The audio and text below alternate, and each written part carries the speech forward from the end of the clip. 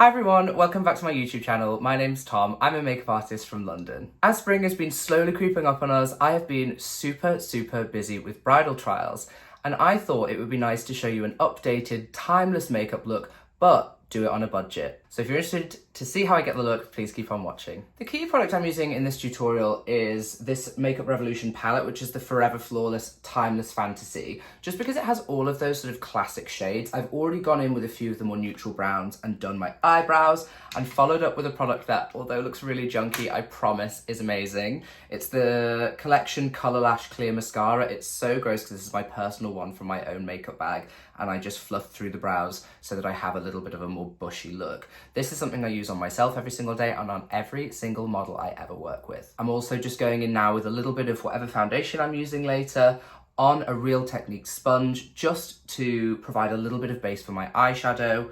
You're then going to go in with a powder to set it, the Rimmel Stay Matte. It's a fabulous powder, and it is so unbelievably reasonably priced. I think it's £3 or £4. I use it for my personal makeup every single day. Now, a little eye base like that is super important for makeup that needs a little bit more longevity. That powder is just going to help set the base, and it's also going to provide an incredible base for the eyeshadow that goes on top. As ever, for most of my looks, I'm going to start going in with a crease shade on the eye. So I'm going to use the shade Fancy here. It's a very cool toned pale brown. It's almost grey. I want to add a shadow into my socket, nothing too warm. I'm just lifting my brow a little and whispering that into the crease here. Now, I'm a really big fan of Makeup Revolution eyeshadows. I think I've used a couple of their palettes, these Forever Flawless palettes, on here before.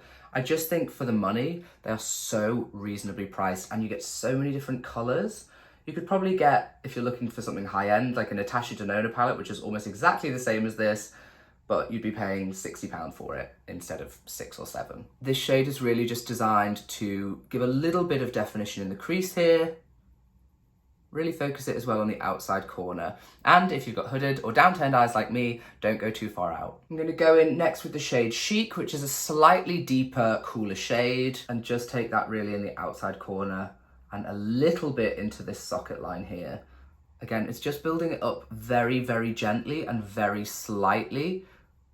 We don't want a lot of drama on this. We want quite a natural eye for a wedding look, I think, if you're looking to be timeless and chic. I'm a big fan of shimmer on the lids, and there are loads of options in this palette. There's elegant, plush, lust, classy. All of these things would look great as a wash over the lid. I think I'm going to start with the shade Plush, and I'm going to use my fingers just to pat this onto the lid. I feel like with a shimmery shade, patting on is really nice. And any kind of shimmery shade just draws light to the center of your lids. Desire, which is this deeper chocolatey brown, again, quite a cool shade. I'm using on a tiny little brush, and I'm just gonna take that into the outer corner of the eye. Now, this really is just a whisper to define the outer corner. So hopefully you can see overall that's just a nice soft wash of shimmer, and it's also really quick. Everything is in that one eyeshadow palette, and I'm gonna offset it with a little bit of liner. This one's from Maybelline. It's the Eye Studio black liner. This one's a great one for black. There's also a NYX one that's fabulous. The NYX brown is also a really great shade. Maybe if you're a little bit paler or blonde, or you don't want something as dramatic as a black. Now, because of my hooded eye, I can't do a wing. It wouldn't look great. So I'm just going to go and press this in at the very roots of my lashes, just so that I get a little bit more definition. I'm sorry if the angle on this is going to look really weird for you, but it's quite a hard one to film. I really don't want to take up any of my lid space at all. I'm just trying to kiss the roots of the lashes.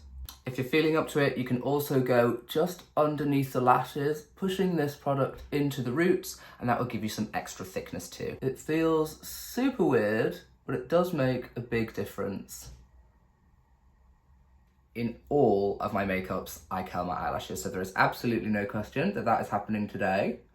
Get as close to the root as you possibly can. You want to give these a whacking great big curl. Your mascara choice again is totally personal, but I use this on most of my photo shoots on things like e-commerce. It's the Falsies Volume Express Waterproof Black. Waterproof is the key here, because if you do cry or tear up it's not going to be a problem. You also get a lot more longevity out of your lash curling if you use a waterproof mascara. You can put as many layers of this on as you like, or you can be like me and just put a little bit on and then pop some lashes over the top.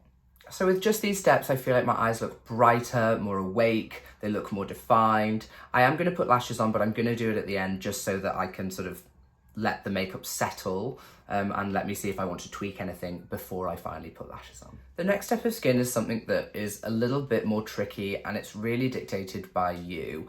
I personally don't carry drugstore or high street foundations in my personal kit or my makeup kit, just because people are paying me for a luxury service. So today I'm going to go in with a Clarins foundation. You can just use absolutely anything as long as you really, really perfect the technique in which you're applying. Over the years, I've used things like Rimmel Stay Matte, Revlon Color Stay. They can all be finessed into looking absolutely amazing, I promise you. So just find one that suits your skin type and make sure the color match is amazing.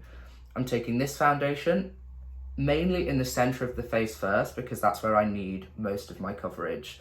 And I'm applying it with a beauty blender. Now this is important because if you're doing makeup on your own, you don't have a professional makeup artist, a sponge is going to be your best friend. It helps it sink into your skin and make it look completely seamless. And a Real Technique sponge is not going to cost you a lot of money. And you can wash this and use it again on other days that aren't your wedding, but it is really important to have a flawless base for the wedding day. I do think if you're going to splurge anywhere for your makeup for the big day, the skin is really where you want to be doing it. So if you do want to spend that little bit extra, or you can spend that little bit extra, the foundation is really a good place to start. I think in the old days, people used to say a lot that you needed to go a little bit heavier on your wedding day with your makeup for the camera, but I just don't think that's true anymore. Makeup technology has just come on such a long way, and cameras too, that you don't need to pile it on. You just want to even out, make yourself look more natural. If you're a full coverage kind of gal, then go for it. But I think for the most sort of timeless and elegant look, this is where you're really going to get the best finish. The next thing I'm doing is just pinpoint concealing, going over any little blemishes, just with a high coverage concealer to make sure I get a perfect finish. I don't want to be completely blanked out, but I think some flawless skin wouldn't go amiss. I'm also on a bit of an acne treatment at the moment, so my skin's very dry. I'm trying to be as minimal as I can. Now I have to admit that under eyes are a tricky one in terms of a wedding, because it's very hard to get a long-lasting concealer that doesn't crease or doesn't move around a little bit or look a bit dry if you want it to last all day. Don't be too stressed out about it, but do choose a concealer with a little bit more longevity. Again, I have mentioned that I think base is something you can really, if you're going to splurge on something, that's what you should use.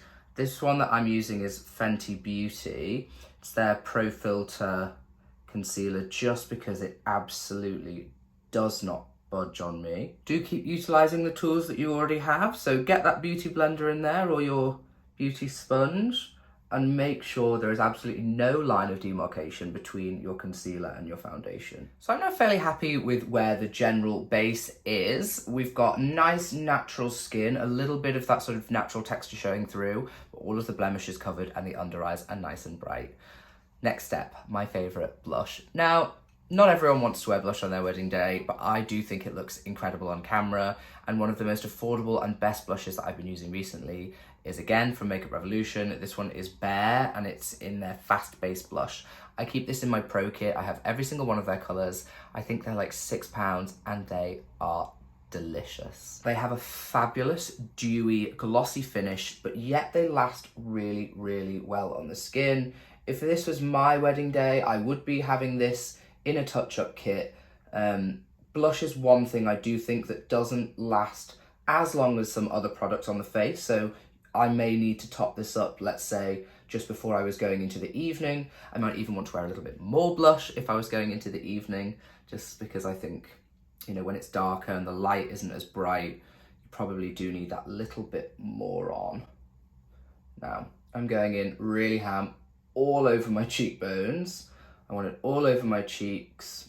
I want that dewy, glossy shine and the flush, because I think it just looks so healthy. The beauty blender again can be your best friend, just going around the sides, making sure it's all melted in. I'm gonna have to apologize because the light has just started blaring through the window, so I guess at least now you'll see in a little bit more daylight how the skin looks. You can see the glow on the cheekbone. My skin looks dewy and fresh. I'm just gonna take a little bit of powder on a very fluffy brush. It's that Rimmel Stay Matte again, and I'm taking it down the center of the face. Now, I am only going in with such a feathery brush right now because I have such dry patches from my acne treatment, but I think you can get away with a little bit more of a dense brush and making sure that your foundation and concealer is all staying put if you don't have the sort of dry flakiness that I do at the moment. Now, I know this has been very Makeup Revolution heavy, but they do send me a lot of products and I do really enjoy them. The next one I'm going in with is one of their bronzers. This one is the Mega Bronzer in the shade Cool. It's number 1.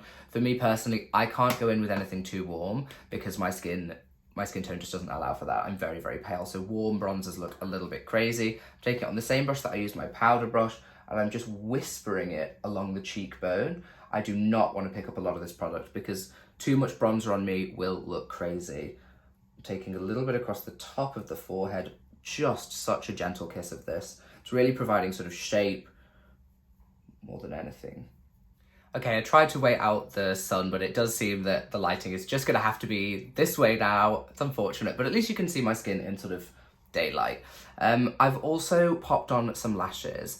Now, this is a tricky one. I would say 9 out of 10 of my brides choose to wear lashes, but it's always individuals. I think individual eyelashes are very, very challenging to apply to yourself. If you're willing to spend the money on a few boxes and practice a few times in the run-up to your wedding, then perfect.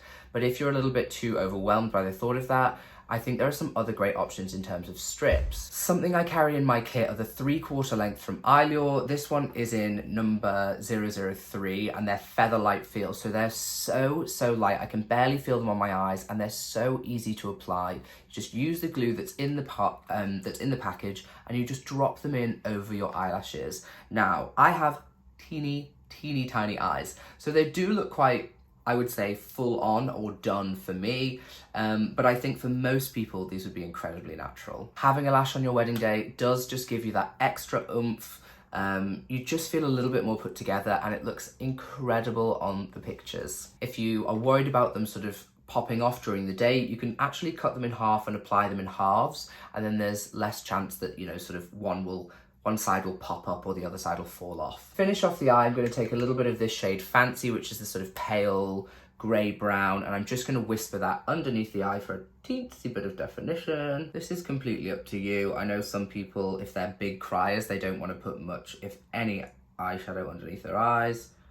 But I do think that a little bit of something under there just helps to balance out the top. I'm also going to go in with a nude eyeliner from the brand Kiko. It's one of their waterproof eye pencils, just to get that inner rim to again brighten up and widen the eye. Again, this is something I carry in my actual kit and have and do use on weddings. I would love to be able to put bottom mascara on, but I don't have any bottom lashes still.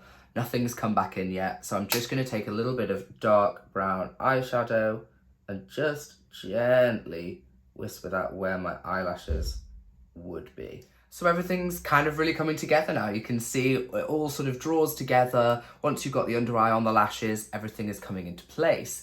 Now, I think lips are probably the most fun part of a slightly more drugstore price point. There are so many options, so many finishes, and so many colors. I'm going to show you a range of different products that I personally use in my pro kit for weddings. Now, the first are the NYX Butter Glosses. I am obsessed with these products. I keep them in a few different shades. I've got Praline, I've got Lava Cake, and I've got Ginger Snap. Now, these are sort of like pinky nude colors for all different skin tones, and they wear incredibly. They're nothing too full on. They're nice and neutral, natural tones that just enhance your lip. It's a my lip but better scenario. They do this also in a lipstick formula, which is a little bit more long wearing, but I just prefer the finish of these. I also have all these glosses from Kiko. I keep 19, 3, and 20 in these shades. They're more sort of like the very summery bride, these kind of coral lip. I just do a lip liner all over and add these in, and the same with this pinky shade, which is number 20. I just think they're so effortless, beautiful, and they just look perfect on camera. So I'm going to go in first with a lip liner. You can see I've used this one very, very well, and it's in the shade Sandstorm. I've got balm on my lips to help it just go on a little bit more smoothly. And I'm gonna put it all over my lip. I'm then gonna go out and shape the lip. I'm going with Praline, the Butter Gloss from NYX, and I am obsessed with this colour. It's classic, it's elegant, it's beautiful, and I think it's a real winner. One of the questions I get asked the absolute most about bridal makeup is, will my lipstick last all day? Now, honestly, the answer is no. And anyone who tells you that it will is a liar. You can wear a liquid lipstick for sure, and that will give you a lot of longevity. It will be transfer proof to a point. But once you start eating, drinking, or going throughout your day, after about 4 hours, it will have given up the ghost. It will have dried all around your mouth in these horrible lines. It is much, much better to wear something a little bit more forgiving, something that wears off easily and naturally, like a combo like this. You've got a lip liner and a lip balm or a gloss. Once you have these products, you can pop them in a little touch-up kit, pop it with your bridesmaids, and every now and again, just pop it on, or just let it wear off naturally. And for me, that's the finished look. A lot of people do like to go in with a finishing spray or a setting spray. I do recommend that for a wedding. Because I am still quite dry and flaky, I'm gonna go in with my favorite Pixi Vitamin Wake Up Mist. You might not want to look like a disco ball on your wedding day, but I certainly would. This spray is dewy and glowy, and it makes my skin look like glass. I always find throughout the day, as my makeup warms up and I'm wearing that product, it just makes my skin look so amazing. Thank you so much for watching. I hope you got some helpful hints and tips from this video. If you do have any questions, please feel free to pop them below. I will always try and get back to you. I'd also love to know if this is a look that you would wear on your wedding day. The most important thing about your wedding day makeup is that it makes you feel comfortable and that you don't feel crazy different. I always say to brides, although you want to look the best you've ever looked on your wedding day, you don't want to look like a different person. If people aren't going to recognise who's walking down the aisle, then it does seem a little pointless just to have loads of makeup on. You won't feel comfortable in it, you end up touching your face, scraping off all the makeup without realising, and that's not what anybody wants. I hope you enjoyed the video. Please like it, subscribe to my channel, put the notification bell on. I never remember to say that, but please do, so you can find out when I'm going to post my next video. And until next time, I'll see you again soon. Bye guys.